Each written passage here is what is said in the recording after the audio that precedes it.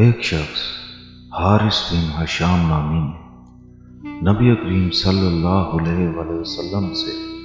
سوال کیا تھا کہ یا رسول اللہ آپ پر وحی کیسے نازل ہوتی ہے؟ آپ صلی اللہ علیہ وآلہ وسلم نے فرمایا کہ وحی نازل ہوتے وقت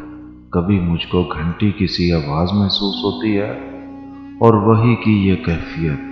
مجھ پر بہت شوق گزرتی ہے۔ جب یہ کیفیت ختم ہوتی ہے تو میرے دل و دماغ پر اس فرشتے کے ذریعے نازل شدہ وحی محفوظ ہو جاتی ہے،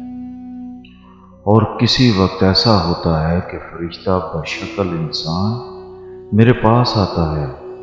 اور مجھ سے کلام کرتا ہے، بس میں اس کا کہا ہوا یاد رکھ لیتا ہوں۔ حضرت عائشہ رضی اللہ عنہ کا بیان ہے کہ میں نے سخت کڑاکے کی سردی میں نبی کریم صلی اللہ علیہ وآلہ وسلم کو دیکھا ہے